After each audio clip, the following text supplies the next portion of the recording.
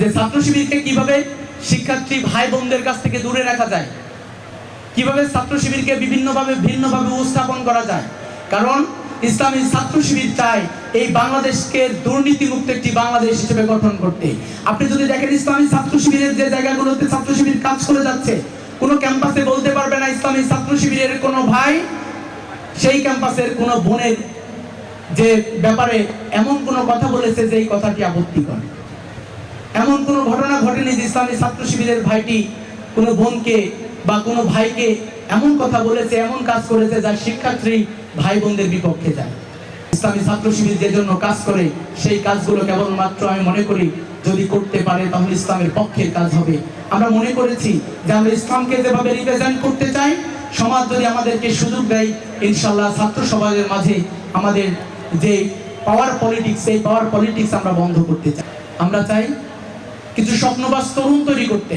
আমরা চাই বাংলাদেশে এমন কিছু মানুষ তৈরি করতে যারা সচিবালয়ের দায়িত্ব পালন করবে কিন্তু মাত্র 2 টাকা দুর্নীতি করবে না। আমরা এমন কিছু মানুষ তৈরি করতে চাই যারা ইউনিয়ন পরিষদ থেকে শুরু করে এমপি পর্যন্ত, মন্ত্রী পর্যন্ত হবে, কিন্তু তাদের হাত ধরে বাংলাদেশের 2 টাকা দুর্নীতি হবে না। আমরা চাই এমন কিছু নেতৃত্ব তৈরি করতে যারা বাংলাদেশকে আজকের যে সিঙ্গাপুর, আজকের মালয়েশিয়া, আজকের ইন্দোনেশিয়া, এই সব কিছুকে অতিক্রম করে বাংলাদেশকে বিশ্বের দরবারে এমন ভাবে তুলে ধরবে যে বাংলাদেশকে সারা পৃথিবী চিনবে। আমরা এমন কিছু মেধাবী মানুষ তৈরি করতে চাই যারা সারা পৃথিবীতে বিজ্ঞানী হিসেবে সেরাদের সেরা হিসেবে সারা পৃথিবীতে বাংলাদেশকে রিপ্রেজেন্ট করবে।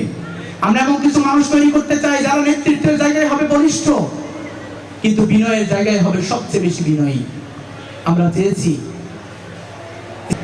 আমাদেরকে বলা হয়েছে ওয়েলফেয়ার পলিটিক্স ইসলামী ছাত্র শিবির করে। আমি বলতে চাই ইসলামী ছাত্র শিবির ওয়েলফেয়ার পলিটিক্সের সাথে কোনোভাবেই সম্পৃক্ত নয়, বরঞ্চ শিক্ষার্থীদের যতটুকু চাওয়া পাওয়া রয়েছে ইসলামী ছাত্র শিবির তার সবটুকু সক্ষমতা নিয়ে এই শিক্ষার্থী ভাই এবং বোনের পাশে দাঁড়ায়। আজকে আমার রাষ্ট্র, আজকে আমার যে মৌলিক চাহিদা সেটা পূরণ করতে পারছে না। আজকে রাষ্ট্র যেভাবে আমাদেরকে নিরাপত্তা দেওয়ার কথা ছিল সেই নিরাপত্তা প্রদান করতে পারছে না। আজকে রাষ্ট্র আমার চিকিৎসা ব্যবস্থা, আমার শিক্ষা ব্যবস্থায় যে কারিকুলাম অ্যাক্টিভিটিস গুলো থাকার কথা ছিল তা বাস্তবায়ন করতে পারছে না। রাষ্ট্র যখন এত ব্যর্থতার মধ্যে দিয়ে পার হচ্ছে, আমরা অধিকার আদায়ের জন্য রাজপথে আন্দোলন করে যাচ্ছি। আমাদের শিক্ষার্থীদের অধিকার, এই অধিকারের পক্ষে আমরা লড়াই করে যাচ্ছি। কিন্তু আমরা চাই এই সময়গুলোতে যেন আমরা শিক্ষার্থীরা বঞ্চিত না হয়। আমরা চাই আমরা তাদের পাশে দাঁড়াতে চাই। আমি বলবো অন্যান্য ছাত্র সংগঠনের উচিত আমাদের এই ভাই বোনগুলোর অসুবিধাগুলো বুঝে আমাদের মতো করে পলিটিক্স করা।